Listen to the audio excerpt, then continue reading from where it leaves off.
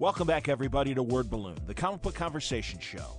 John Suntress here. I am hours away from stepping on a plane and heading to New York for New York Comic-Con. If you're going, I hope you'll stop and say hello. If you see me milling about either in Artist Alley or on the main floor, but haven't been in New York in the last 2 New York sessions, and I'm really happy to get back. Looking forward to a couple press roundtables that I'll be sharing with you here on the Word Balloon podcast. No panels for me this year in New York. That's okay. It's gotten much tougher to have panels at New York, and it's kind of interesting. A bunch of us have been talking about that in the months leading up to New York this time. I had a couple good ideas, but they passed, and I understand they got a very busy schedule. So busy, there are even events happening at the Hammerstein Ballroom and at Madison Square Garden. So it's going to be a very interesting New York Comic-Con this year as an observer, and I'll tell you about it when I get back, likely the next episode of Word Balloon you hear. But all that said, very excited about today's episode because Jeff Lemire is back. Man, is he on a roll. I am telling you, he was kind enough to show me a preview of A.D., the wonderful book that he has coming out with Scott Snyder very soon from Image Comics. It looks and sounds amazing, and that first issue really blew me away. It was an expanded first issue. He's doing great work with Dark Horse on the Black Hammer. That's probably my favorite current Jeff Lemire book, and it's a great look at a former superhero team that seems to have disappeared but is still kind of lingering around their big city, and we get into their personal lives since their forced retirement. It's very funny and very interesting mystery that Jeff is laying out in the Black Hammer. We also talk about Royal City, Jeff's upcoming book. Man, this sounds like a really interesting, sprawling, kind of epic story, and I'm really looking forward to that book. We talk a bit about his Marvel work like Moon Knight. I'm kicking myself, though, because literally after I did the interview, I'm in a comic book store, and there's Old Man Logan. And I'm like, why didn't I talk to him about Old Man Logan? I love that book. You will probably love it, too. Tremendous book, him and Sorrentino doing such beautiful work on that book. We do talk a little bit about Moon Knight. Jeff is making a big splash in the Valiant universe as well, doing Bloodshot, and actually has me reading Bloodshot because it's Jeff Lemire. Same thing with Matt Kent's books. You know, you got to hand it to Valiant, man. They got great writers and great artists. Our buddy Fred Van Lente is over there, Jen Van Meter, and I'm find myself reading more and more Valiant, which is fantastic. So it's great quality stuff, and shame on me for taking so long to really take notice. But now all my buds are over there writing and drawing this stuff, and I really want to take advantage of it. So yeah, now I'm reading Bloodshot, and immediately when Jeff describes me his take on Bloodshot, I'm like, I'm in. Same thing with Ninjak. I'm in. Good stuff. So it's great. And also a very important project that Jeff is working on regarding some interesting issues that Canada is facing with its Indigenous people and a part of its history that it's ignored for a very long time. And Jeff and the lead singer and founder of Tragically Hip have gotten together and worked on this very important project called Secret Path. And you can tell from the change in my the tone of my voice, this is really an important project, and I'm really glad that Jeff opened up about it because it's clearly close to his heart, and I think it's a really important issue, and it's going to make you want to learn a lot more about this, whether you're down here in the lower 48 or up in Canada as well. Secret Path, and it's a very important Canadian project. So I'm going to let Jeff talk about that and give you more details. But just a great conversation with Jeff. It's been far too long, and he's really one of the more thoughtful, I think, creators out there, and I'm always interested in his point of view, and it's great to catch up with Jeff Lemire on today's Word Balloon. It's brought to you by the League of Word Balloon listeners. Thank you very much, League, for your support. In fact, you are helping me as I board the plane and head over to New York and hopefully make some more new connections in Artist Alley and up on the main floor, and provide you with some great new content for Word Balloon, and it's on the backs of the League of Word Balloon listeners because they subscribe to Word Balloon. You don't have to subscribe to Word Balloon, but it would be great if you did through Patreon. If you go to wordballoon.com and look on the Patreon ad over there, it will take you to our Patreon homepage and a couple videos. And if you like what you hear here and you can afford $1 or $2 to back the cause, that would be terrific. Word Balloon is free. It will always be free. But if you think what I provide is worthwhile and gives you some good lengthy entertainment each month, then you'd be helping me out with a subscription to Word Balloon. So thank you once again, League of Word Balloon listeners. Word Balloon is also brought to you by InStock Trades at InStockTrades.com. And there are tremendous Jeff Lemire products waiting for you at InStock Trades, whether it's superhero stuff or his wonderful creator-owned stuff. Things like The Complete Essex County. Wow, what an amazing book. And, Jeff's got it there at InStock Trades at 30% off, just $20.96. You can get volumes of Jeff's wonderful Vertigo run on Sweet Tooth. The first volume is 45% off, just $7.14. The rest are about $8.24. And another great thing, a great single book, The Nobody. Tremendous story from, again, a Vertigo DC publication. And that is 45% off, $8.24. You can get his run on Superboy, Smallville Attacks. The trade paperback is 45% off, $13.74. Of course, his wonderful run on Animal Man with Travel Foreman, other great artists. Volume 1, The Hunt, is 45% off, $8.24. There are other volumes of Animal Man as well. Justice League Dark, great run, funny stuff. Really brought, I think, a good spirit and energy to Justice League Dark. And we've got the new Justice League Dark animated feature coming up soon. But you can get Volume 2, The Books of Magic, from Jeff Lemire and Pete Milligan. And it is 45% off, $9.34. Any Marvel product? Let's look around here. I'm kind of bopping around, so we'll see if we got a little Marvel product. We've got the Valiant trade paperback, which is 30% off, just $6.99. Of course, Descender, his wonderful series with Dustin Nguyen, 45% off for Volume 1, $5.49, and lots more. So do yourself a favor. Here, I did find a Marvel book, Hawkeye, of course. Him and Ramon Perez, 42% off for Volume 5 of All New Hawkeye. It's just $9.27. So there's a ton of product. I mean, I'm looking at 6 pages of Jeff Lemire works at InStockTrades.com. Do yourself a favor. Check it out for yourself. InStockTrades.com. All right, without further ado, very happy to welcome back Jeff Lemire. So let's get to this conversation now. Jeff Lemire joins us on Word Balloon. So I got Black Hammer, A.D., Secret Path, Royal City, your Valiant stuff we can mention, and sure. And briefly Marvel or whatever. Now, are you done with Moon Knight, or are you still on Moon Knight? No, Moon Knight's still going. Yeah, that's Cool. been going really well. We can talk about that. People Excellent. are into that one. Yeah, man. Yeah. Okay, good deal. Fantastic. I always got to catch up. Seriously, Black Hammer is, I love it, and we'll get into it. But Royal City and AD, you guys are at it again. I mean, AD, I know it's you and Scott, but Royal City too, man. You're insane in a good way. I love this shit. It's so bleak but good. Thank you. Truly. Bleak but good.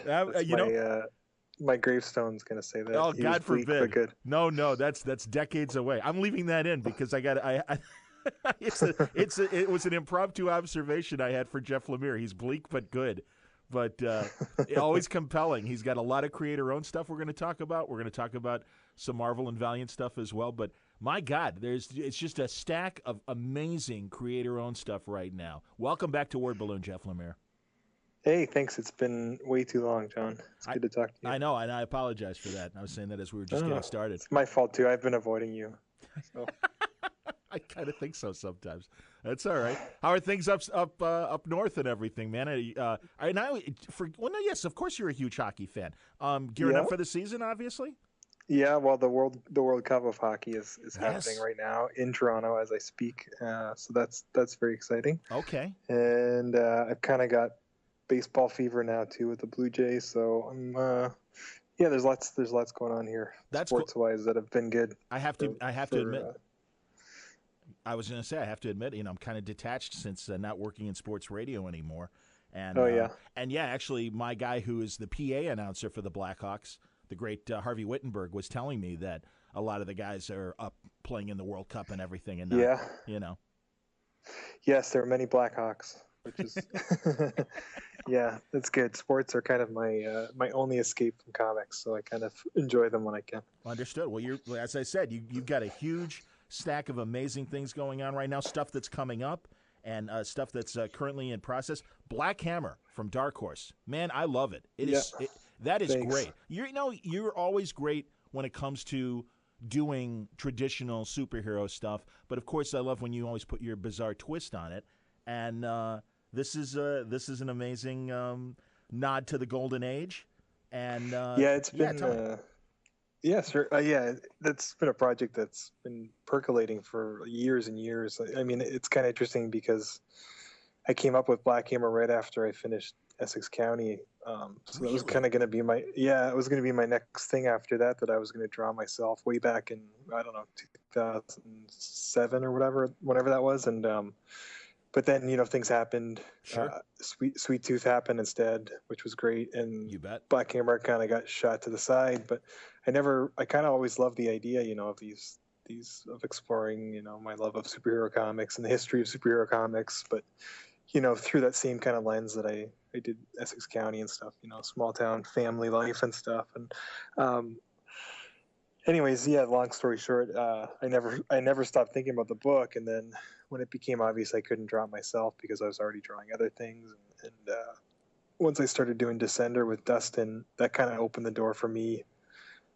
to realize it's okay to create our own books that I didn't necessarily draw myself as well. So then I contacted, I had met Dean Ormston, the artist, in the UK a few years ago at a convention. Okay. And I was just a fan. I was a fan of his because he had done this book for Vertigo that I loved called Books of Magic War During Lifetime, or some life during wartime. It was like I think it ran for like about 15 or 20 issues. It was kind of like an early 2000 sort of reboot of the Books of Magic stuff with Timothy Hunter. But Dean had drawn that, and I thought it was just incredible and a really underrated comic at the time.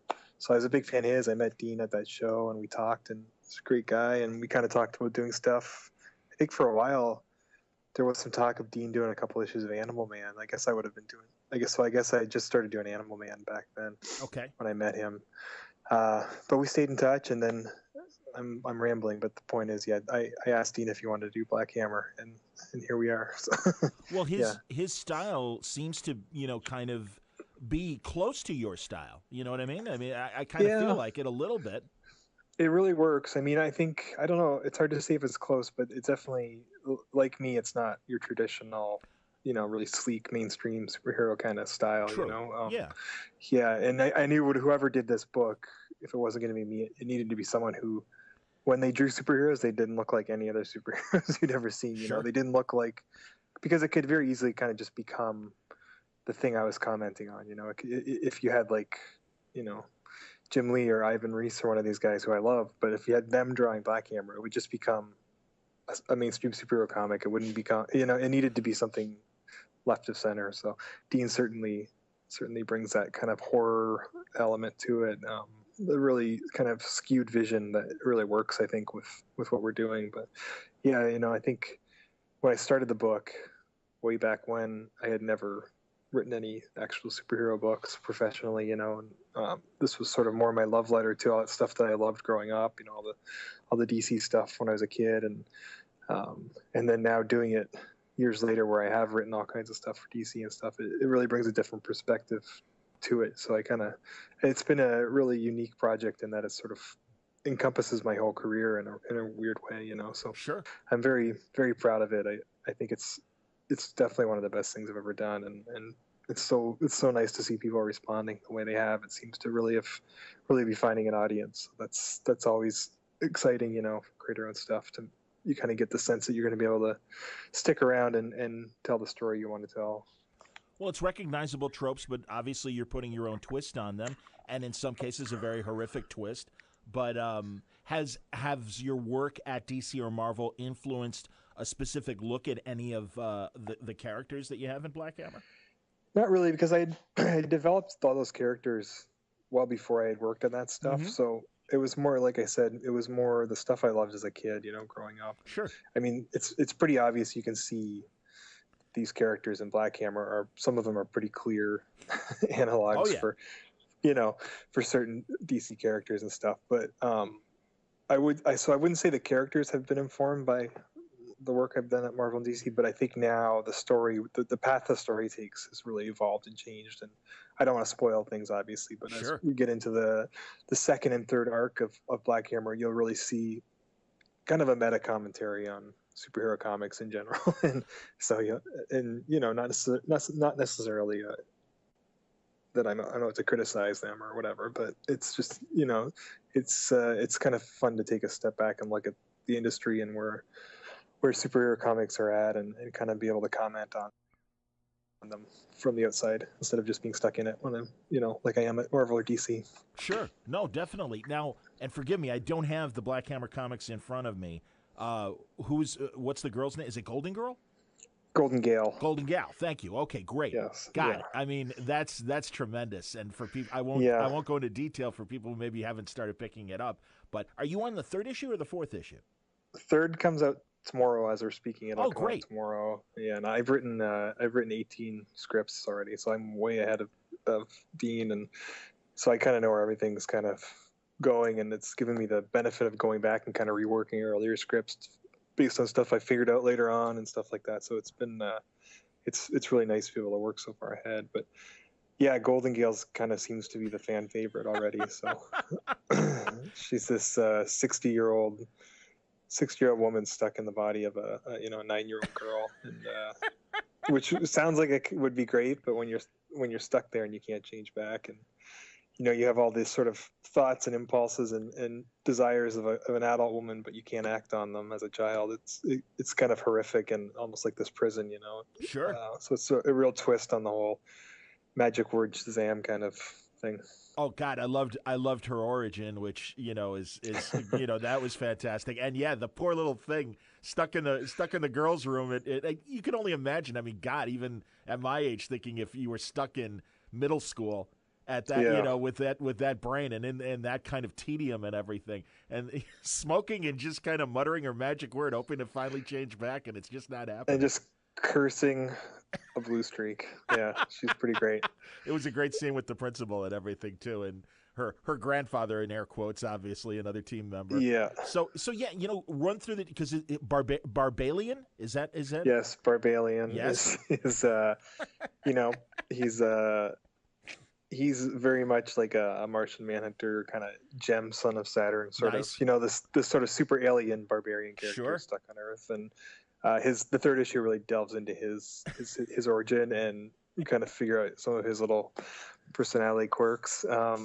Who else we got? Abraham Slam is sort of the golden age, the original masked crime buster, from the golden age, and who's not really super powered, but he's really very much the father figure, or the, I guess, grandfather figure now of this weird little surrogate family. And who else do we get? Colonel Weird is, Adam Strange. That one's Yeah, that's okay. I was pretty clear. It's sort of like Adam Strange or David Bowman from 2001: Space Odyssey. Sure. When after they've made contact and it's completely fried their brain and, Yes. and opened their consciousness to things beyond this world. And so he's sort of this very tragic character as well. But and then what else do we have? We have Madame Dragonfly is kind of my, I don't know, Madame Xanadu, Abby Arcane, kind of 70s, 80s House of Mystery horror kind of character. Sure. And she's obviously very mysterious, so I'm not going to talk about her because she's her stuff kind of comes in a little bit later in like issue 6, 7, and starts to really inform some of the mystery of the book. And then Black Hammer himself, sort of who the book's named after, was the sixth hero who's no longer on the farm and with the others, and sort of the story of what happened to him and why he's not there. Well, again, also that's something that's coming as well. Sure. His daughter Lucy is a key player in the book. She's sort of still stuck in the real world, or the world that they were wiped out of, and she's looking for her father and his friends. So. Yeah, she's kind of the Lois Lane or whatever of the. She's Lois Lane, and then she becomes something totally different. But I'm not gonna get into that. But she becomes a pretty big player as the book moves forward. Okay, very cool. And forgive me because honestly, I keep asking this of the creator-owned people now. so it's an ongoing, but it is a finite series. Do you have it mapped out of where you want it to go? Yeah, well, I've written 18 issues, and as of now, that's the end of the series. Okay. But it's already kind of become one of those things, like with Sweet Tooth or other things that I've done, where I'm already seeing now ways that it could kind of continue or spin off into slightly different directions and maybe last a bit longer. So the benefit of working so far ahead now is I can kind of look at what I have and sort of let it grow where it wants to grow without forcing it. So I guess the short answer is it's probably at least 20 issues, and then I'm kind of in love with the world and the characters, so I wouldn't be surprised if it just keeps growing into something bigger. Okay. Because I just talked to Azzarello and Riso and Dave Johnson, the 100 Bullets team in Cincinnati. And, honestly, I keep having this conversation with people like Nick Spencer, and you're a good guy to do this, too, because, you've had your Vertigo series as well as your full creator-owned, Image stuff, and it's just it's a different environment now. It's even a different environment of what it was when Sweet Tooth was happening. Oh, absolutely, yeah. I mean, we kind of, when Sweet Tooth started, I thought I'd be lucky to get 7 or 8 issues before it was canceled, and whereas now you kind of, for the most part, you control your own destiny with Image, where sure, you're paying for it yourself, and as long as the book's making a profit, you can, in theory, keep it going as long as you want or as short as you want. So and the great thing about that is now you can just let the story dictate the length, So you can make every project kind of tailored to whatever it wants to be. You don't have to follow any set model, Like the thing I'm doing with Snyder is, it just wanted to be a finite thing, so that's going to be like a three oversized issues, and Descender is one of those books that it might go for 60, 70 issues, if it keeps doing well. So okay, you just kind of let each project be what it wants to be and be true to itself, which is a very freeing and very creatively a wonderful kind of era we live in with the success of creator-owned books. I'm certainly very lucky. How before we get to AD, let me ask you about Descender. Is it still going every 5 issues, then take a break, and then 5 more issues? How's but going? We only take 1 month off, so it's just to let Dustin kind of catch up a bit. But sure. Yeah, so we're not taking big hiatuses like so I know some of the other books take a number of months off between arcs, but we just take 1 month. So yeah, it's an ongoing, and Dustin's just finishing the 3rd arc, and I've written the 4th, so wow. I try to stay one arc ahead of him. So I've written, I'm on issue 22 or something, and I have the thing plotted out now to be it's getting closer to 50 issues all the time, and it started off as 30. So, interesting. It just kind of grows and grows, but that it's such an easy collaboration with Dustin, and we're having so much fun, and I guess as long as we still love the world and the characters, and as long as the story still feels like it's not just extending itself for the sake of extending itself, we'll keep it going. But yeah, so that's it's a big story with a big canvas, so that's one where I feel like it could be a 60, 70 issue thing, and so Dustin, it's fun. Dustin's still Dustin's still engaged and is loving it, and and also more importantly, like you said before, the core audience is there, so you can handle. Whoops. Hang on. God damn it.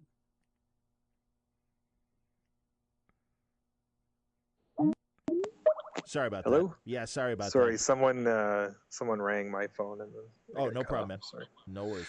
Yeah, I was saying Dustin's still he's still engaged as far as I can tell.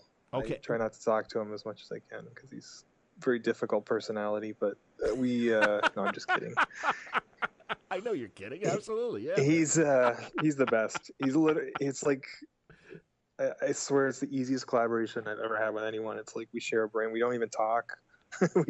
Which sounds bad, but it's like a good thing where we just totally get each other, and it just seems like we were meant to work together for a long, long time. So we've even talked, after Descender, whenever that is, just keeping it going with the new projects the way that. Oh, that's great.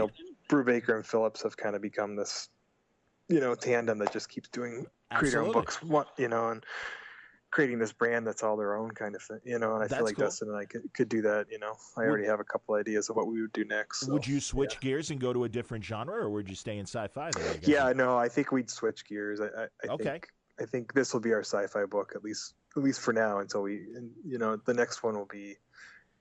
I won't spoil it, but this stuff Sure. I'm talking about to do with him will be a few years off anyway. But it wouldn't be. I don't think we'd do sci-fi right away. We'd do something different, and then, you know, maybe come back to sci-fi again or whatever. But yeah. That's cool. What kind of back matter do you have in Descender? We do not. Okay. No, you know, I know fans love that stuff, and I wish I had more time to do it. But the truth is, like, I got like 5 Marvel books, 4 creator-owned books, and then I'm drawing 2 books. It's like something has to give. I just I don't have time to do back matter, but I will not to jump ahead in our conversation, but I will be having all kinds of back matter in my next Image book, Royal City. Royal City, excellent. So, yeah. Well, and you know, yes, you've allowed me to sample AD and Royal City. So I want, you know, I kind of figured that was going to be the main stuff we're going to talk about. So that's well, great. Before we jump ahead, just Please. on Descender, on the back matter thing, I should say that Dustin is like a fiend for, in addition to doing his work, which he always gets done on time miraculously, he also just sketches nonstop, and he has so many Descender related doodles, sketches, design things that he just does on the side for fun, that one day whenever we do the deluxe hardcover, it's going to be amazing to finally bring all this stuff together. So yeah, there's going to be a lot of stuff. It just, maybe we should start putting it in the monthlies. But like I said, I tried to do a letter column for a while, and even that I didn't have time. And then you feel bad because you know. Yeah. So I guess you can focus on getting the comics out on time, and that's got to stay the priority. And then if I have time for the other stuff, you know. Well, like you said, no, that's cool. Like saving it for the hardcover. I you know, there's a good argument for that versus putting it in the monthly sometimes. You know, so that you know, I like it. That's great, man. And no, gorgeous book and wonderful sci-fi story. I mean, Jesus, you know, it's Dustin's amazing. Good timing too, man. You know, with shit like Ex Machina and stuff like that. You know. Yeah, Dustin, he's so great. You know, it's so fun to see his artwork come back every month, and yeah, he's awesome. That's excellent. You can talk about him all day. Yeah. No, I hear you. Well, and I kind of figure we only got to find that period of time here. So usually, like you and Wade, it's like always like an hour. So I feel like, all right, let's keep it moving. Let's keep it moving. But tell me about in order of what's coming up as far as your creator-owned stuff. Sure. Is Royal City going to come out before AD? No, AD will start in November. Okay. It's 3 months, 3 issues, and then Royal City will be March. So they'll kind of one after another. Yeah. Oh man, you gave me a nice preview on Royal City. If it's still 6 months away, that's great. Yeah. I'm pretty. I like to be really far ahead on things. So I got the first issue of that done, the second issue done, and then I kind of had to put it aside to work on to finish up AD. So it was kind of good that I started so early. Yeah. Well, let's talk about AD because like you said, so it's coming up in November. It's you and Scott Snyder. Now, because really, I mean, you gave it to me, and it's 60 pages, and it looks great. I love the fact that you're both doing prose and comics in terms of its storytelling. Tell me about the decision to go that route. Yeah, well, I mean, the whole project has had a weird evolution in that, you know, I think originally Scott had mentioned it to me. This might have been 2012, 2013. He had this idea for this story that became AD, and he had mentioned it to me over coffee. I think we were at a DC summit or something at the time in New York, and I just really fell in love with the idea. As soon as he kind of told it to me, I could see it, you know, and I said, oh man, I'd love to draw that if we had time or whatever. And at the time, I think it was just going to be a short story that he was going to do like 20 pages or something, you know. And so we said, yeah, let's do it sometime or whatever. We'll do it as like a one shot or something. And so we kind of just left it at that. And then when we, you know, a year later, whenever we finally sat down to figure out what it would be and when it would be, the story kind of just kept growing and growing. And so then it became an original graphic novel that we were going to do. It would be like 150 pages. And that's what we announced originally, I think, with Image, was just we were going to go straight to graphic novel, hardcover. and then again, so we started working on that, and it just kind of grew and grew. So we it got to the point where we realized you could either wait and put it out as like a 250-page graphic novel or whatever, or we could maybe split it up into books, because the story itself kind of seemed to have natural breakpoints, like 3 sections. So we decided to do what we're doing now, which is 3 70, 80-page volumes. Will be oversized, kind of prestige format, nice Cool. card covers and stuff, and then eventually we'll obviously collect it. But for now, so we're serializing it and starting November. And I guess to get to your question about the prose, that just kind of came out of the story too. Originally it was just going to be comics, but I know Scott's been kind of itching to get back doing some prose, because I'm not sure how much you know about his sort of story, his history, but Scott started off doing prose. He did short story collection first, and that's kind of the world he came from, the literary world, and then got involved in comics. And I knew he'd been itching to kind of get back to that in some form, and this kind of seemed like the project, the more we talked about it, that we could do whatever we wanted. We weren't limited to the 22-page monthly comic format where you had to have, a cliffhanger and, all the tropes that you need to do with a usual series. We kind of had the freedom to just experiment, and Scott had never really done a graphic novel or done a project like this outside of that format. So I think he just embraced it and proposed the idea of kind of doing a mixture of him doing prose, and I would do these spot illustrations and the prose, and then mixing that with traditional comics, and kind of trying to create something just new and different for both of us. And so yeah, it just sort of evolved out of us trying to experiment and play with format and just do something different than what we'd done in the past and what we're doing now. Absolutely. I think it's very helpful, actually, that the hero's inner monologue is represented in this prose, because you do kind of get inside his mind, and also your illustrations of those cassette tapes and everything. I think. Yeah. Hey man, I'm from that cassette. I'm from that beginning of that, unfortunately, cassette generation. So there is something about a mixtape and that kind of stuff versus even CDs. There really is a difference, and I kind of miss that, and it really does work for this kind of, like I said, inner monologue narrative.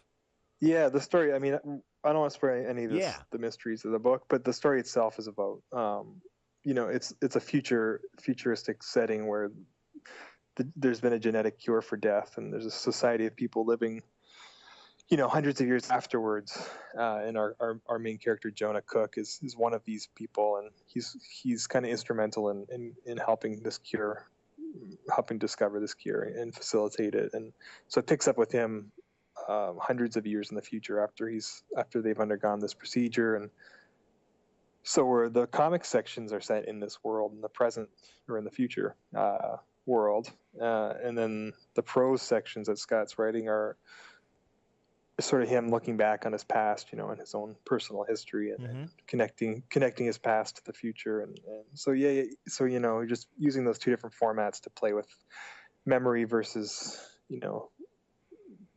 this future world, and kind of nostalgia versus futurism, and a lot of fun thematic stuff we're playing with, mortality versus memory. And it's been a really crazy project to work on, because Scott's a great writer, and I've never done something so big that I haven't written myself, that I've drawn. So it's been I was a little scared at first, if I could do it, and but it's been fun to work with Scott. We're such good friends, and we talk all the time, and anyway, about everything. And then to be able to now talk about something every week, every day, that we're both kind of sharing in together and creating together, has been really rewarding.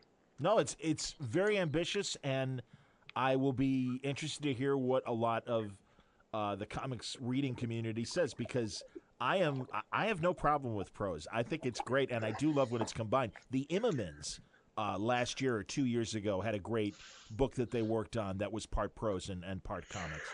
And, I remember that. Yeah. Yeah, and I mean, it's but I know some people are like, if I wanted to read a book, I would have bought a book. Thanks.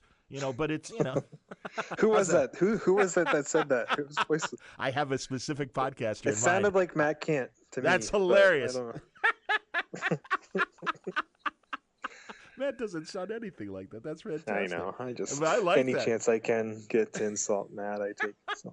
Well, I'm going to bring up Valiant later, and you're both doing interesting work over at Valiant. So, but in the meantime, no, seriously, man, great, amazing first issue. I really enjoyed it, and Thanks. and yeah, I knew about Scott's background. I'm glad you explained it though, because I think it's both of you at your strengths, and like so. Yeah. So in this collaboration, are you? Oh, forgive me. Go ahead and make a statement if you want to. But I think it probably is going to answer your next question. I was just going to say it's interesting that if you look at the stuff Scott and I do, the other stuff we do, as good of friends as we are, I think our stuff's actually quite different in that Scott uses a lot of narration and a lot of he really embraces the fact that he's such a great writer and with his stuff, whereas my stuff tends to be a lot more sparse and quiet. Yes. I don't use as much internal monologue with my stuff, and so if you look at the book, you can kind of see that you have the prose stuff, and then you have the comic stuff, which tends to be, for the most part, the comic sections are quite sparse and silent, and there's lots of silent panels and pages and stuff, and there's no interior monologue in those. So you kind of really do see both of our styles blending in it's kind of the best of what we both do kind of together. Absolutely it's pretty proud of it. Yeah. No, man, it's like two musicians kind of jamming and coming up with where you can see the influences of both guys, but you or women, and you feel the collaboration becomes something of its own, and it's okay because you're especially showing this world. It requires you to really kind of take in the world building that you're doing on the page, and it also it's still kind of a mystery of what this world represents. So I think that kind of works, and again you're getting into Jonas's mind, and then seeing and appreciating where he came from as he makes this journey to the world he currently exists in. So it's I think it works. Thanks, John. Yeah, we're pretty proud of it. I think it's going to be something, if nothing else, be something really different. Yes, very distinct. Absolutely. Yeah. Well, and that's the hard thing to do right now, because I think this is a really great time where you guys can make your bones in the mainstream. And you always, you had already started, with things like Essex County and stuff, and you were already gathering your audience before you really went to DC and Marvel and stuff. But now it really is with, I think, both of your successes, you really can go into and stretch into different directions and see what the audience thinks of it. Yeah, if there was ever a time for us to experiment, it's probably now, just because we have such a safety net, and that we're doing so much other stuff too that's well received that if this falls flat, we'll be okay.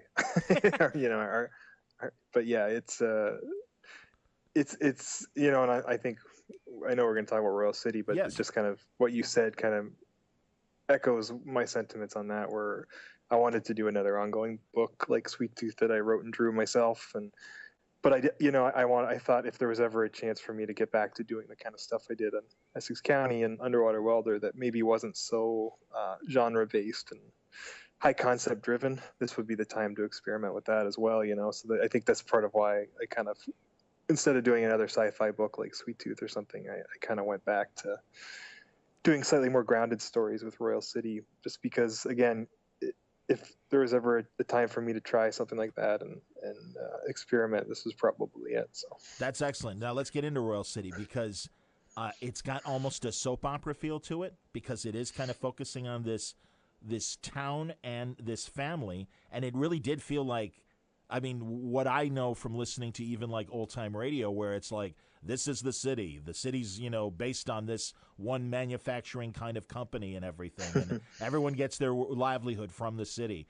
And, this is kind of I would assume almost like, the cautionary tale of a lot of what Rust Belt state, cities in the United States. And I imagine Canada suffers the same thing, where it was like kind of a factory-based community that now is on the downside, and what happens to that, when the business dries up and what everybody relied on, can't sustain a community's income anymore. Yeah, that's kind of, it is the same here as in many places in the States, I'm sure, where like the these whole economies, these whole cities built around industry and manufacturing and stuff in the 50s or whatever, Sure. now are just sort of dying, Yeah. they're the cities themselves are dying. The people are moving away from them, moving to cities. And so yeah, Royal City is very much that kind of a place that its best days are behind it, and it's kind of in its death throes. And it so the city itself is sort of the setting and the character, but we focus in on one family who's also kind of been split apart and falling apart, and which is obviously something I like to explore in a lot of my stuff. And it's really the story of this one family in this town, and sort of the one thing that binds them together was the death of their youngest sibling back in the 90s when he was 14, and that kind of continues to haunt everyone in the family in different ways. Yeah, I think it's very, the way that the first issue ends and stuff. Yeah, it's clear that they are all. It's a dysfunctional family that is dealing with a father's on death's door, and am I right? Is it the oldest sister? She's kind of running the company right now, right? Are those two different characters? I was wondering as the business is, or I should say, the land around the business is potentially for sale and everything. Yeah, she's kind of taken over, okay. trying to develop the town and the city into something new, and then there's, I guess I'll get into the characters. So that's Tara. She's sort of the oldest sibling, and yeah. Did you not want to? I'll stop you, Jeff, if you don't want to spoil. It's okay. No, I'm totally into it. Yeah, okay. And she's sort of the most responsible of the of the siblings now. She stayed in Royal City and lived her whole life there, and still very active in her parents' lives and things like that. Whereas the other two brothers are kind of both black sheep in different ways. Richie one character is, Richie is the real black sheep. He works at the factory and he's just a total fuck up. And whenever there's a decision to make, he always makes the wrong decision, and he's self-destructive, and he's clearly haunted by the death in the most immediate sense.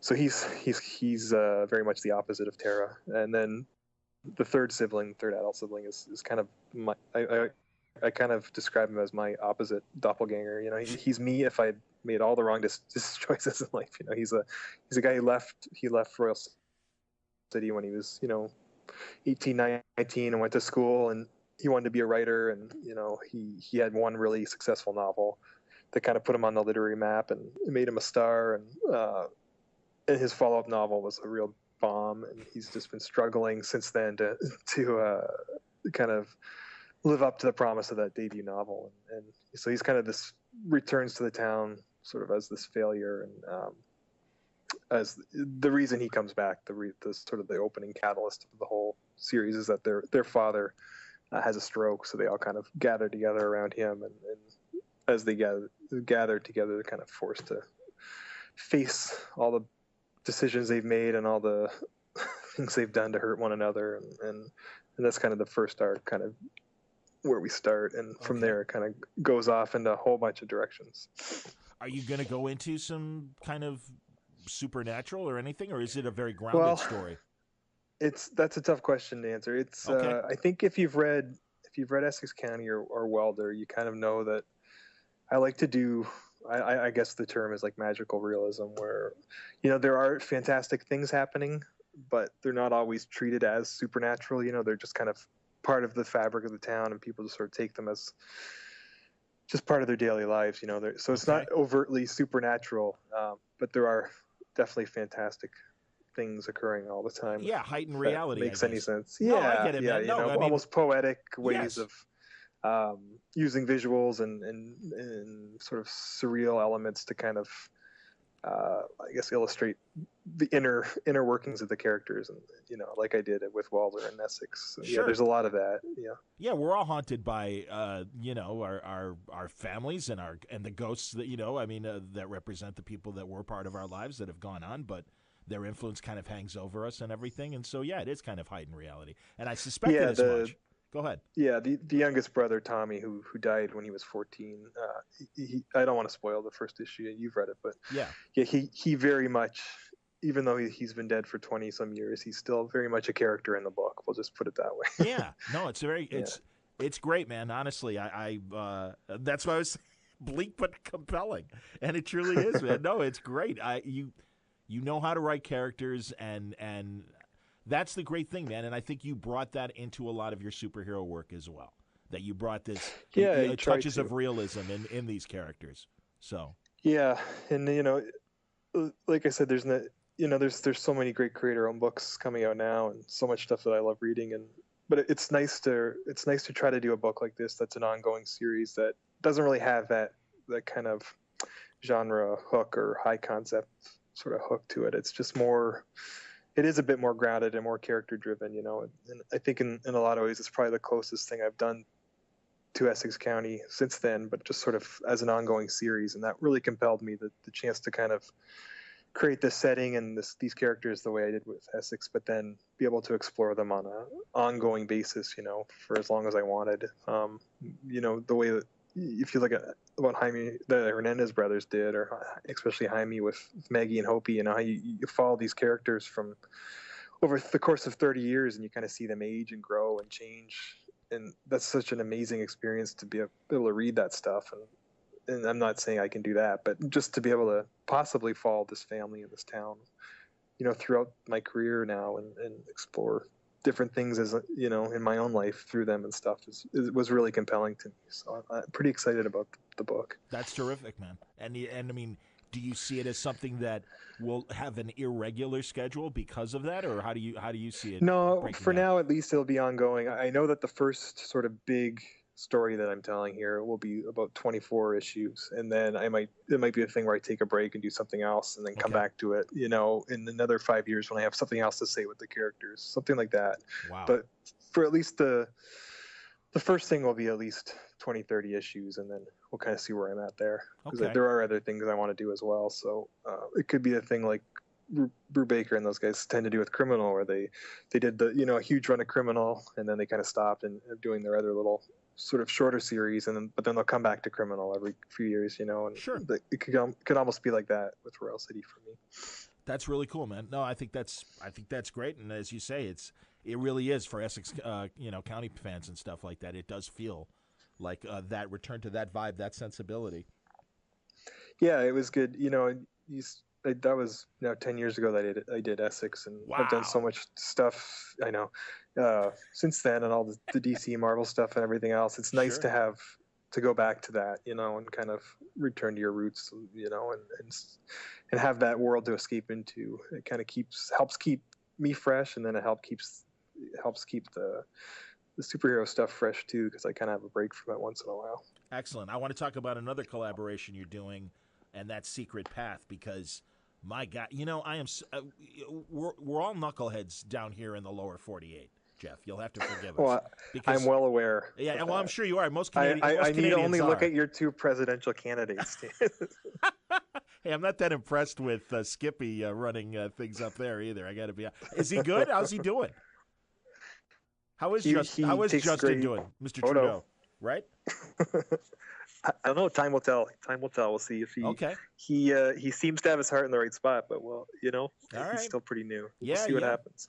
Trudeau, right? Justin Trudeau, isn't that his name? Yeah. See, right, yeah. That's pretty good for a 48. For a lower 48. That was pretty good. Pretty good.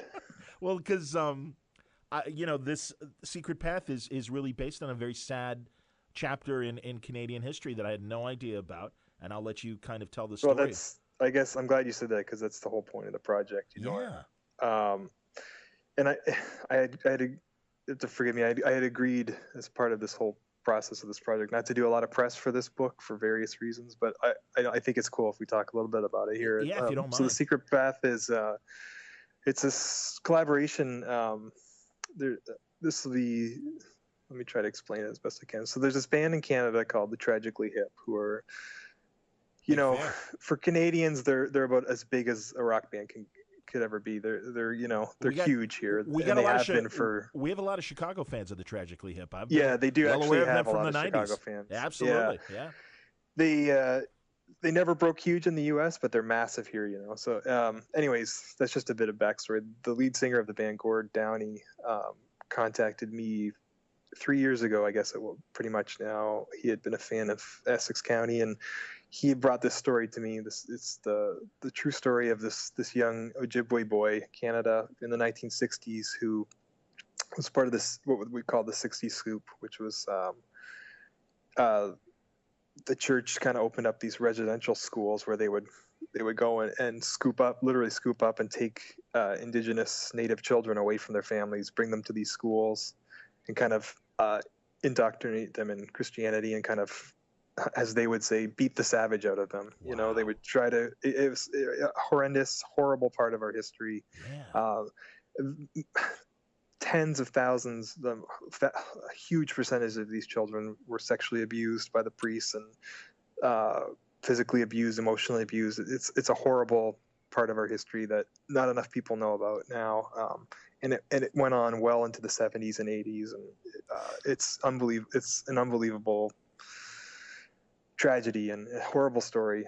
Anyway, this one particular story is about a child named Charlie Wenjack who was taken from his family in the 60s to one of these schools, and he ran away, as many of these children tried to run away, but he ran away and tried to walk home, not really realizing how far he was from his home, and kind of not really fully understanding his whole situation, I guess. And so he tried to walk the train tracks north back to his parents, his where he grew up, and he froze and died on the way. And wow.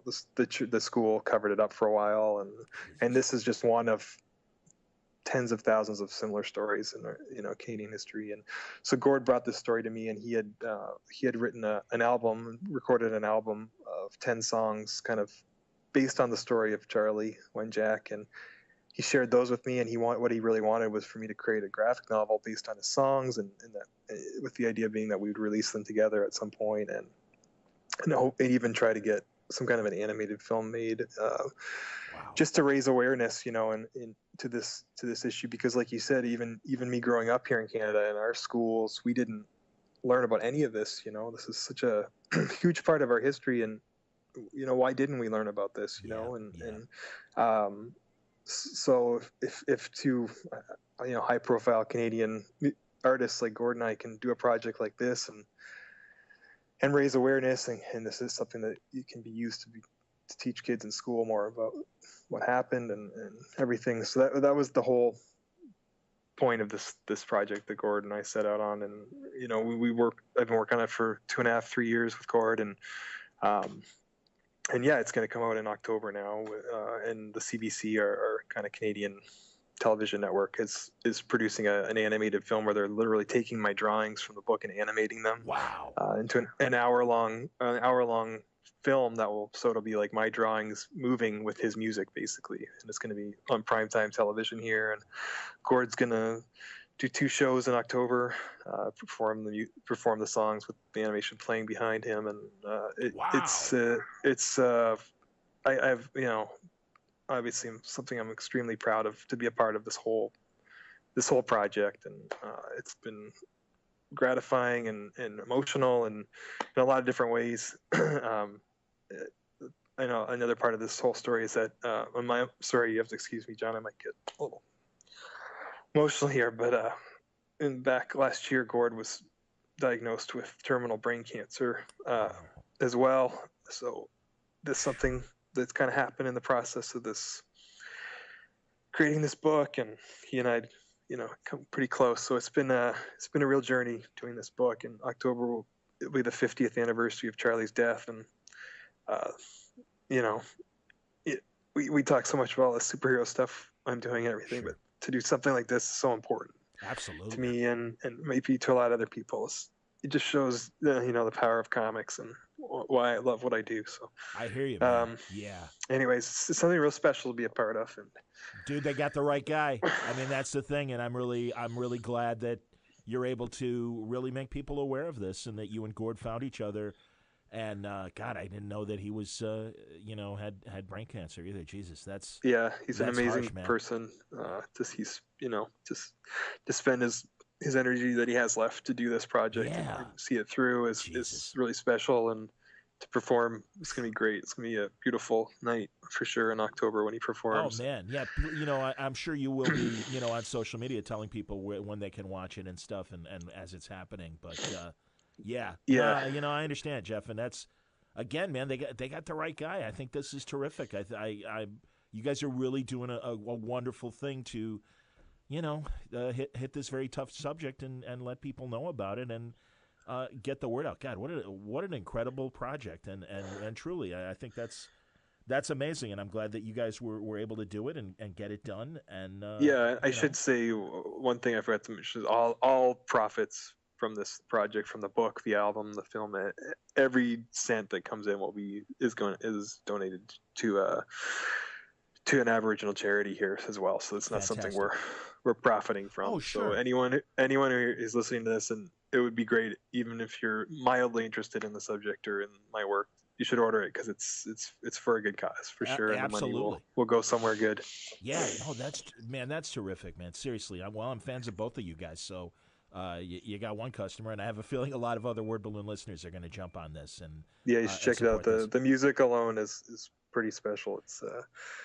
It was great. And creatively, it was very interesting for me to, you're so used to. I'm so story focused, and when I'm writing for other artists or sure. drawing my own stuff, even so plot driven, story focused, character driven, but to have this project where it was, I was sort of, I just had the music as my script basically, and music is so abstract. Yes. In a lot of ways, the lyrics and the music and stuff it's poetry really. It's not a story, it's not a script. So it kind of really opened me up creatively, adapting these more abstract kind of thoughts and words and stuff, and try to make a narrative out of those. Kind of pushed me in some really interesting directions that I'm sure I'll use on everything I do now. So it's pretty rewarding in that way too. That's amazing. So is everything coming out in October, the album and everything? Yeah, it's all the album and book come packaged together. Great. And they'll be that's out October 18th. Okay. And then Gord's playing in Ottawa on that day, and then here in Toronto on the 21st, which is the Friday. Okay. And then the 22nd, which is the 50th anniversary of Charlie's death, that will be when the CBC airs the special. And we're bringing Charlie's has 3 surviving sisters who are now in middle age, in their 60s, still live up north, and they're going to be at the show and stuff, and it's going to be pretty amazing. The last 3 years working on this with him has been incredible experience.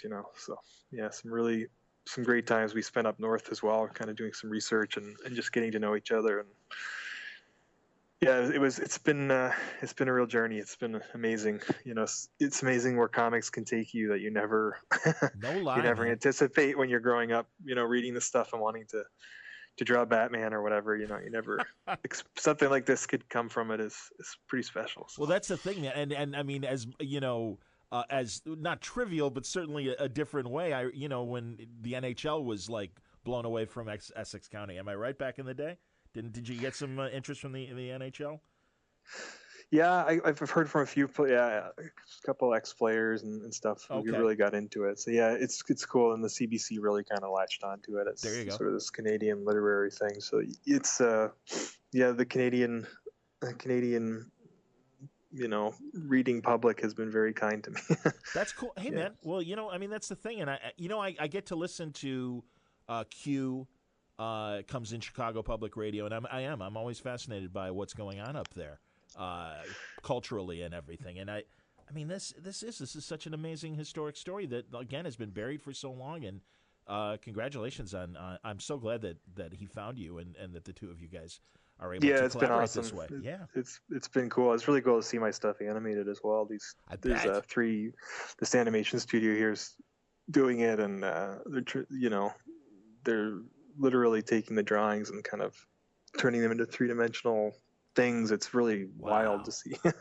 It's pretty cool. God, I hope, I really do hope that there's something online or whatever. It's going to stream, I think, live when it's online, it comes out that night. So yeah, I'll make sure it'll be all over my social media and stuff. Excellent. Yeah. Is there a website now that, and also I was going to ask, can they pre-order the book and album? Yeah, you can do both. If you go to the website is secretpath.ca, and Okay. that'll shows a clip of the animated film and Great. gives you all the backstory of this project and all the links to pre-order the book. And there's two versions. There's like the regular book with album, and then there's like a deluxe vinyl version. Oh, fantastic! A slipcase with I did like 10 prints that are wow. each song that are in there, and the book's in there with it. And I think they're only doing 5,000 of those, so that's a bit more limited, but it's a pretty nice package. Yeah. Holy cow! And I drew all the packaging and all that stuff. So it's pretty cool. Oh my God! And you know, you're not that much younger than me. I mean, you've come from that generation when, you know, albums used to have, beyond the album, so much great, you know, concept art and yeah, especially for artwork. Yeah, I mean the album really celebrates it. Yeah, that's another cool thing about the book itself. I drew it in the dimensions of a 12 by 12, the dimensions of a vinyl record, knowing that this would probably be the end product. So it's kind of a different format too. It's sort of this weird giant square comics format. It's really neat. That's terrific, man. Oh man, and what a wonderful, important thing to be part of. That's great, man. I'm telling it's been great. Like I said, I mean, I don't know what little article I read, but immediately I had to contact. There we go. That's hey, all right. Sorry, someone called again. Yeah, all good. No worry, man. It's okay. No, I was just saying I don't remember what small article I read about it, and that's why I immediately messaged you and said, "Oh my God, this sounds incredible." And yeah. So no, dude, that's great. Honestly, I can't say it enough in terms of they got the right guy, and you've got that kind of sensitivity in your work that can convey this kind of story. Anyone who's read your stuff can say, yeah, absolutely, of course, this is the right guy to do it. Oh, thanks. I appreciate that. It's been really great. It's been I really think the comics themselves are probably. It's got to be. I think it's probably the best thing I've ever done. So it's completely silent, because it's supposed to be read as you're listening to the music. So I understand. It's unique, definitely in format and in style. And yeah, I'm excited for people to see it. Hopefully, fans of my other stuff in the U.S. and elsewhere will still be able to find it. I know it gets a bit tricky because it's a Canadian publisher and stuff, but it's out there. You can find it if you go to the website. I don't know if you were aware of when a year or two ago Art Spiegelman was touring with a jazz combo and had discovered a bunch of silent graphic novels that dated back to the late 1800s and really into the 1950s. Oh, wow. And it was called. No, I hadn't heard about that. Yeah, it was called Speechless, and it was great. And I saw it. He's only performed it in a few cities, and he brought it to the University of Chicago, and I saw it there. Oh, nice. And yeah, that sounds cool. No, and that's the thing. And I mean, I hope that this inspires more collaboration like that in terms of music and comics. Again, you're telling a really important story, but I can also see that this would really be great. I mean, I remember there was a War of the Worlds rock album from the late 70s, and actually I think it was Canadian produced, as I remember. Oh, really? And it combined really great science fiction illustration with a musical version of War of the Worlds. But that's neat. Yeah, I can't. This is great, and I really look forward to seeing all this. Secretpath.ca for people who want the website. You just reminded me of. I remember the one example I can think of comics and music was. Do you remember Tim Truman's Scout from the 80s? Oh, of course. There was one issue where he had like a flexi record in from his band. Oh, I didn't know that. Oh, that's fantastic. I knew he had a band. That's pretty great. Cool. Oh my God, that's really cool. Jesus. I can't remember what issue it is, but I know I have it here somewhere. Fantastic. Oh my God. Tim's another guy I haven't gotten to yet that I got to get. He's one of my heroes. Oh yeah. What a great, great creator, man. It's so fun. I've talked to pretty much all those first comic guys except for Tim. He's awesome. So, I heard we're getting off track, but that's fine. I've read that he is working on like a sequel or follow-up to Scout with his son Ben is writing it. Oh, that's cool. I love Scout. I think it's one of the most underrated comics of the 80s. It's super huge influence on Sweet Tooth for sure. I can see that. That's really cool. And I know he and his son have done other story arcs with Scout. They did a great book called Hawken as well. Him and Ben Truman. That was really kind of went under the radar, but that was a good one too. That's very, very cool, man. All right, we'll lighten things up now, and we'll talk about some of the other stuff you've got going on. I mentioned Yeah. with Matt Kent, your Valiant work. Well, and this is an interesting opportunity. You're doing there's something going on where there's going to be a change in a time paradox, which will create an alternate universe version of the Valiant universe where the Soviet Empire is kind of running things. That's right. The Stalinverse. Yeah, fantastic. It's really fun. This is all Matt's concoction. It stems out of his Divinity, which is an incredible book. And big fan. Even if you don't read superhero comics, but you like sci-fi, check out Divinity. I completely. I think it's one of the best sci-fi comics I've read forever. I absolutely agree. Yeah, man. Because I'll be honest, a lot of the Valiant stuff just doesn't speak to me, and they've got a lot of great writers and a lot of great artists. But when I heard about the initial Divinity story, I was like, "Oh, this is great!" And I've had Matt on to talk about it. So yeah, and even the Stalinverse thing, I think, is pretty interesting. Yeah, so I get to do like the Soviet. I'm doing Bloodshot, obviously. Yes. I'm writing the monthly Bloodshot book, but I'm doing the one shot, the Soviet Bloodshot, which was just a blast. That's awesome, man. No, that's a lot of fun. Tell me about Bloodshot, because honestly, this is I kind of make you guys when you're doing Valiant stuff. It's like, all right, give me the deal on these guys. I did that with Van Lente, and I've done that with Kent. So yeah, well, Bloodshot was a character I had zero interest in at all. It was like hilarious. This '90s like Punisher kind of shoot 'em up, ultra violent action hero character. And his whole deal is that he's this guy who, I guess he was some kind of soldier who had a terrible accident and was infused with all these nanites that allow him to heal, and he can't be killed. And okay, so it was this kind of character, and I had like zero interest in Bloodshot at all.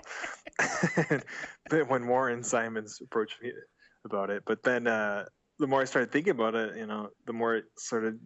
I always loved the Punisher. I love Garth Ennis's Punisher. Sure.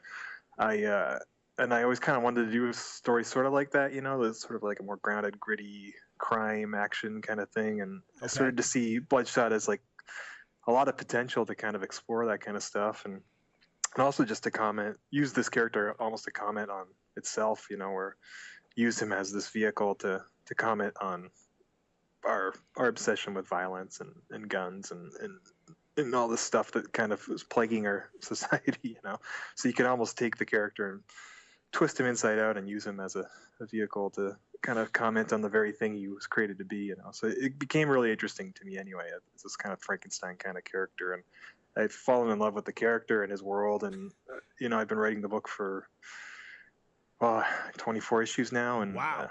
I think I've done a lot of world. The fun thing about Valiant is since it's such a new universe, as opposed to Marvel or DC, who have been around for 70, 75 years or whatever. Sure. Valiant's so new that you can still take one of these characters and you can do so much world building with it. It's almost like if you were at Marvel in the 60s, where you could kind of take these concepts and just introduce so much new stuff and certainly really build this whole world, and to get to do it with guys like Matt and Josh Dysart and Fred and Rob Vendetti. These are all, friends of mine. So sure. It's fun to sit down in a room with these guys and build a superhero universe with them. And it's so small and contained that we can really have a lot of control and influence on it. So yeah, but Bloodshot's been really fun. I know a lot of Valiant stuff is, it's not as widely read as some of the Marvel and DC stuff, but I think it stands up with anything I've done. It certainly stands up with Green Arrow and Animal Man. And Moon Knight is one of things I'm most proud of. I think I've done a lot of really cool things with it and have a lot of cool stuff planned too moving forward. That's excellent, man. No, and honestly, Valiant is incredibly kind and sends me trades and issues, and I do have a stack in it, and I do I read Time Walker, Fred's stuff, and I read Matt's Divinity stuff, and it's good to hear because now I've got several Bloodshot trades, so it gives me check it out, man. I'm really proud of it. Well, I think it's good stuff. Well, and it's and I know Warren too is a wonderful. He's got a great eye. He's one of those editors. Oh, he's awesome. He gets it, and he picks the right people for the right books, and he certainly had that rep at Marvel. So yeah, it's good to see that he's thriving at Valiant. And every guy that I hear, it's like, oh yeah, Warren got me for this, and I'm like, yeah, there you go. Yeah, it's funny. It's like I remember back when I was doing Essex, and I was at Top Shelf with Rob Rob Venditti and Matt, and Nate Powell, and all these guys, and it kind of felt back then like this weird little family that we had, and it almost feels the same way now with Valiant, where it's a lot of the same guys and Warren and it's just a small, tight knit group. It's really fun to work with those guys, and really rewarding, and I love it. Yeah. Is that your one Valiant book? Are you doing any other Valiant books with them? Yeah. I'm just doing the one book for now. That's cool. Bloodshot. It focuses on, obviously I got a lot of stuff going on at Marvel too, so it's Well, and I was going to ask you earlier too. Are you doing this because you feel like you got to strike while the iron is hot? I mean, because you're spinning a lot of plates right now, man. Yeah, I know. Some of it just happens, Sure. A lot of the stuff, like a lot of the timing is weird. Where there are certain things I've been working on for a long time, but then they don't get announced or start getting published for various reasons. So it's this weird thing now where I have like this bottleneck of tons of projects coming out all at once. But some of the stuff, like, was written a long time ago, and whatever. But yeah, I do know what you mean. And I think I'm kind of reached my peak here, where I don't mean it in a bad way, Jeff. I really don't. No, I do, because it's burning me up. Well, I understand that too. I've stretched myself about as far as I can. I get this, and I kind of know what my comfort zone is. So I probably will start scaling back a bit in the new year, and shifting focus a little more to create our own stuff, and then keeping a nice foothold in doing some stuff for Marvel and Valiant, but maybe just not quite as much. Understood. Well, all right, let's transition to Marvel, because I just had your press conference on with you and Charles talking about Inhumans. Is it XVI or IVX? It depends which one of us you ask, but I would say it's XVI. No, I'm just kidding. It's it's fun writing with Charles. He's funny. He's a funny guy. He's really. We actually, another easy collaboration. Fantastic. Him and I, and there's sort of this natural division anyway, in that if there's a scene or whatever that's a little more X-Men focused, it's kind of easy for me to do that one, and then he'll do the ones that are a little more Humans focused. But so it's easy to kind of split up the issues. But yeah, it's been really easy. Once a week or every 2 weeks, we'll just get on the phone and go through our outlines and kind of break down the issue and split up who's going to write what, and we just kind of go off and do it. And yeah, it's been pretty effortless. It's certainly fun to write one of these big events. I wanted to know about that. A little bit of it at DC. I stuff with Jeff Johns on Trinity War and stuff. But this will be kind of the first time where Charles and I are kind of running point on one of these big events, and it's been it's a ton of work, obviously, and it's stressful, but it's really also pretty fun, I gotta say, and getting to work with guys like Aaron Cooter on Death of X, and then Lionel Yu on IVX. Fantastic. It's pretty great artist to work with. Yeah. So. Oh yeah, no, big Cooter fan and Lionel, absolutely. That's me cool. Too. So yeah, tell me about breaking an event versus breaking your own thing. I mean, give me the differences. Oh God, well, where to start? It's just much more of a collaboration where, when you're doing your own thing, you're doing your own thing. So it's just you or you and whatever artist you're working with. And whereas these events, there's discussion. It's just a bigger machine, so it's, Charles and I and the editors from both BX and Human offices and Axel and all in a room. So, it's much more of a group effort. Almost, I guess it would be like the difference between sitting down and writing your own screenplay as opposed to like being in a television writer's room, where, so it's more the writer's room thing, which was really interesting, and you get all kinds of different perspectives and points of view into these stories, and you can really workshop stuff, and it was interesting. It's different for me. I'm used to sitting out in a room by myself and drawing my own stuff. So being in a boardroom with like 10 people throwing ideas around, it's nice, refreshing change to kind of to do something like that. And yeah, it's fun. Cool. It's a lot of fun. That's cool. Excellent. Well, tell me about Moon Knight. What's going on in the world of Mark Spector? Mark doesn't even know what's going on in the world of Mark Spector. Yeah, it's that book is the most fun I've had. It's I pitched it to Nick Lowe as basically, so it'd be Moon Knight, and New York City is like half buried in sand, and there's giant pyramids, and then and then there's werewolves on the moon, and he's like, cool. And that was pretty much my editorial discussion that and then I was just writing the scripts and kind of doing the craziest shit I could think of. And that's outstanding. Yeah, that book's super fun, but I mean, Jordy and Greg Smallwood are such a good team, man. When I first saw Greg's artwork coming back for the first couple issues, I was like just blown away. It reminded me of when I first saw the first few pages Travel Foreman had sent when I was doing Animal Man, where I was like, great. "Whoa, shit, this is going to be something a step above." You know, it was. Greg is incredible, man. Holy cow, the different styles he's using, and you know, I would put notes in the script like, "This is kind of more like the classic Sienkiewicz, Doug Munch kind of Moon Knight," and then he would kind of channel Bill Sienkiewicz in these certain panels or scenes, and it's like, oh my god, it was just like a dream come true. Yeah, it's been fun playing with different realities and different kind of Mark's different personalities and getting different artists to sort of represent each one. I promise a lot of people I think a lot of people are getting a little worried now that I don't have no idea what I'm doing, but I promise it all comes together. It's all done. It's all mapped out, and it really does all come together. Are you staying on the book, or is your run winding down? What's going on? No, it's going to be an extended run. I mean, okay, cool. I don't want to say how many issues it is yet because I don't want to tip my hat to any story stuff. But yeah, it'll be a nice long story. Yeah, it's not a 6-issue or a 10-issue thing. It's longer than that. Well, and also, unfortunately, you know, you're kind of victim to that.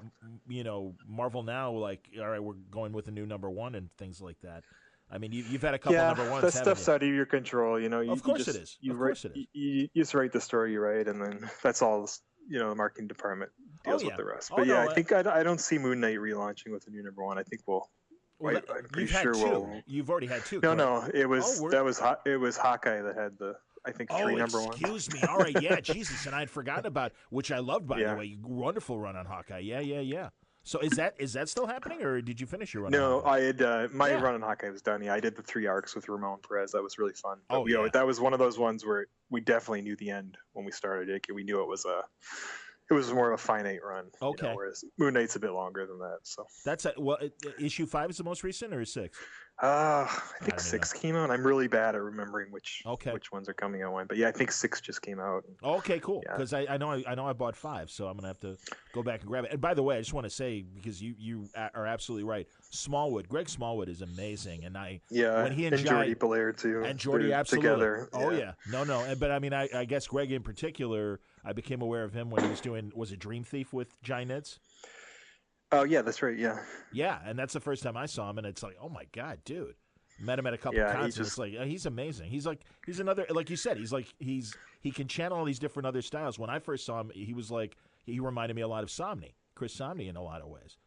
So yeah, his stuff I feel like it keeps evolving too. Yep. You know, even there was Dream Thief, and then he did a small run on Moon Knight with Brian Wood, which was great. Right. But then I feel like the Moon Knight he's doing now is like 10 steps up on that. Even it's just he seems to just keep topping himself and expanding his tricks. You know, he's great. That's excellent, man. And I was a big fan of that Munch Sienkiewicz stuff that was in back of those black and white Hulk magazines and stuff, in addition to what we got in the regular comic as well. That was totally like, for me, that's like when the direct market I was most aware of the direct market.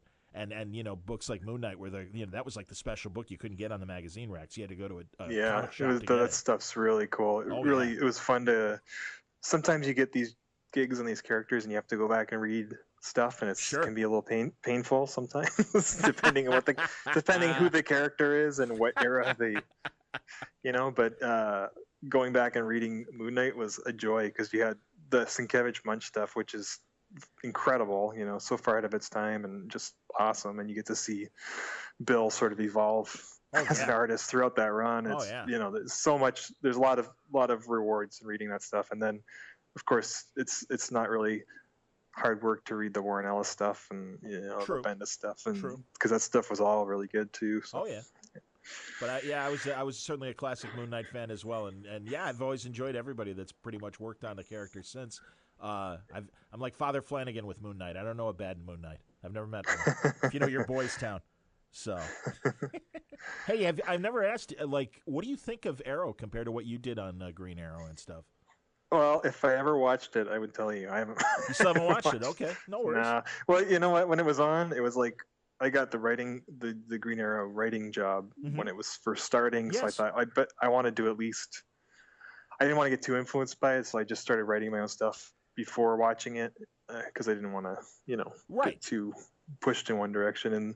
And then I did watch, I think, the first season after I had written a certain amount of issues, and I enjoyed it for what it was. But then I never really followed up on it. To be honest, I don't watch a lot of the superhero TV shows or movies. I don't know. I spend so much of my time thinking about that stuff anyway. When I want to watch TV or movies, I kind of want to watch something else, Okay. Well, yeah, exactly. I always use the hardware store analogy and saying, you work all day at a hardware store and at night you dive into a pile of nails. I don't think you want to do that. Yeah. And, there's a weird part of me that I know the superhero stuff's really good, and a lot of people really like the movies and the TV shows and stuff, but I don't know. I love the comics so much. I prefer the comics. I understand.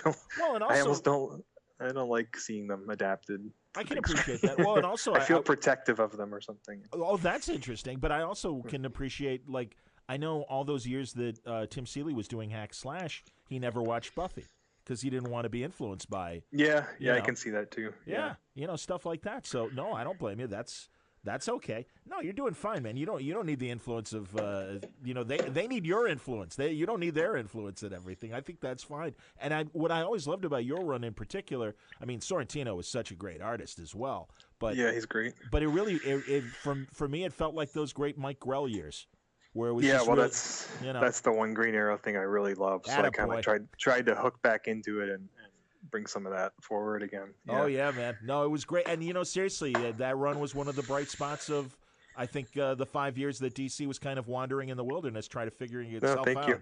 Oh, truly. Well, I felt that way about your Atom stuff and your Superboy stuff as well. It was like, there's a lot of crap out there, but at least Lemire seems to understand these DC heroes. So Frankenstein, I loved Frankenstein's little story as well in the New 52. Yeah, that was one. I that's the one book I left too soon. I think Frankenstein. I could have had some more fun with that one. I'm sure. Oh well. That's all right. Yeah. Do your own stuff, man. It's all right. Yeah, do your own thing. I think it's great. And hey, if it pays the bills and it makes it easier to work on your stuff by keeping one foot in a DC or a Marvel or a Valiant and stuff, that's fantastic because you manage to still get your voice across. Working with these characters, obviously in Valiant, like you said, you're kind of with square one with Bloodshot and everything. But these other things, fun. The truth is, I could survive financially and stuff without Marvel or DC now, which is a great place to be. But I don't do it. I don't do it for the paycheck so much now, as just that I really love.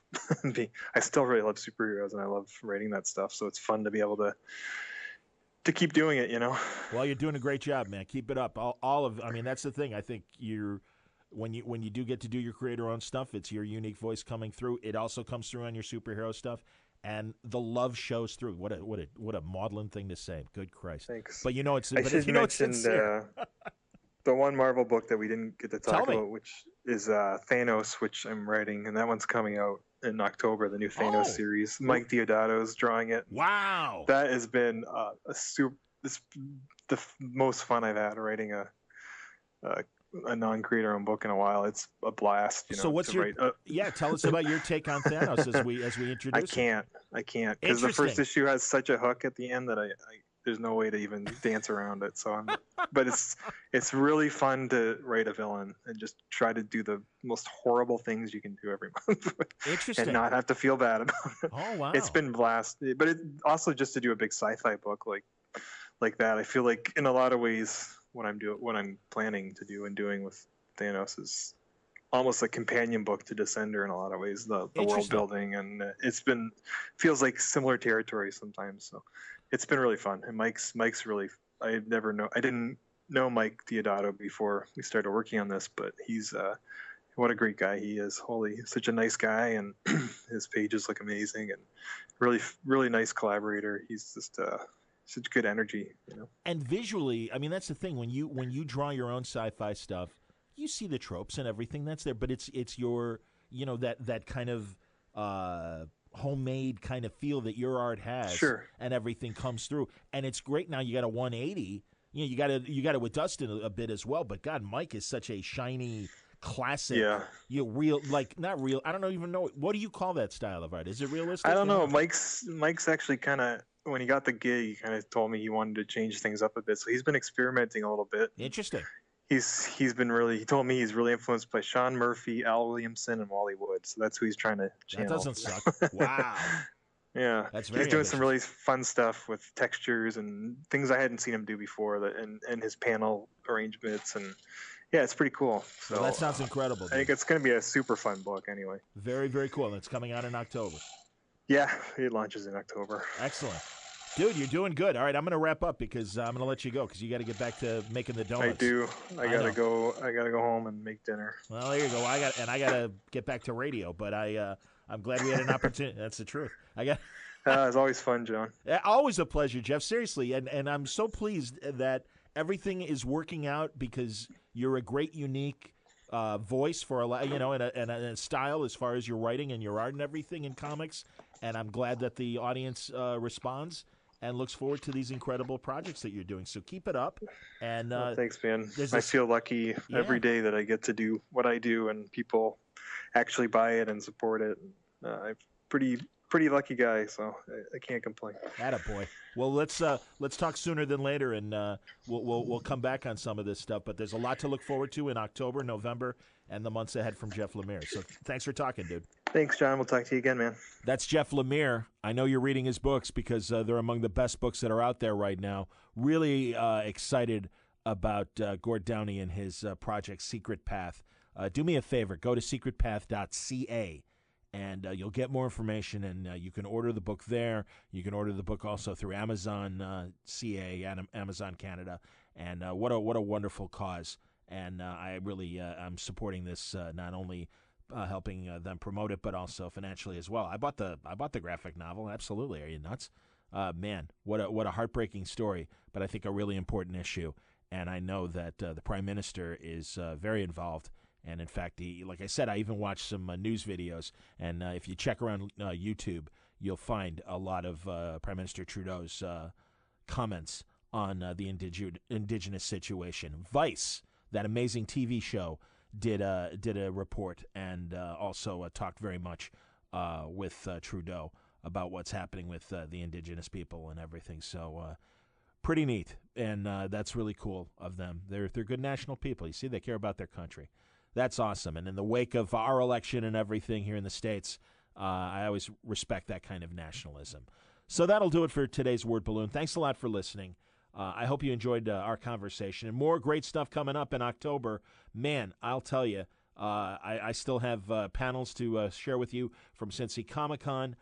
Most likely, Brian Azzarello is our next guest because Moonshine started today as we're speaking on Wednesday. From Image, his wonderful new series with Eduardo Riso, and we'll talk to Brian and also with Eduardo because they did a couple panels at Cincy Comic-Con. I'll share those with you in our next episode of Word Balloon. Brian Azzarello, Eduardo Riso, and Dave Johnson. So it's going to be a lot of fun, and I hope you'll join me for the next episode. Today's episode brought to you by In Stock Trades at InStockTrades.com. And more great product from Jeff Lemire from In Stock Trades. We mentioned the great Green Arrow run, Volume 6. How about Broken? Him and Andrea Sorrentino.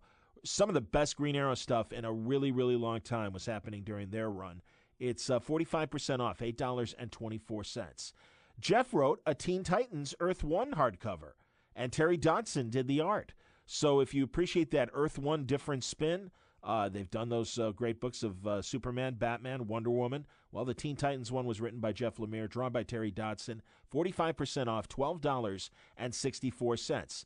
There, of course, was Justice League United, featuring Justice League Canada. Volume 1 is Jeff Lemire and Mike McCone. 45% off, $13.74. Did I mention Hawkeye, All New Hawkeye, Volume 5? I think I did. Ramon Perez and Lemire. 42% off. It's $9.27. You can get Volume 2 of Justice League United, the Infinitus Saga, and that is Neil Edwards and Lemire. 45% off, $13.74. You can get the deluxe hardcover of, and let's see, what does this collect now? This collects 17 through 34 of the Green Arrow run, Secret Origins number 4, and Future's End number 1. So pretty neat Green Arrow stuff there from Andrea Sorrentino and Jeff Lemire. It's 45% off. It's $27.49. You can get the first volume of Extraordinary X-Men. Volume 1 is Haven. That's Humberto Ramos and Jeff Lemire. And it's 42% off, $9.27. Again, Descender is available to you. The first 2 volumes, 45% off, $8.24 for Volume 2, and even a better deal on Volume 1. So do yourself a favor. Head to InStockTrades.com. Check out all these great deals. I've been telling you about Jeff Lemire product. There's a whole lot more. Don't forget, if your orders are $50 or more, you receive free shipping. They make it really easy to find books you want at prices you won't believe. InStockTrades.com. Thanks for listening today to Word Balloon. Hope you'll join us again for the next episode. Brian Azzarello from Cincy Comic-Con talking about Moonshine with Eduardo Riso. Also, he, Eduardo, and Dave Johnson look back at the 100 Bullets run. We have great conversations, and I'm proud to bring them to you on the next episode of Word Balloon. Be there. Until next time, Word Balloon is a copyright feature of Shaky Productions, copyright 2016.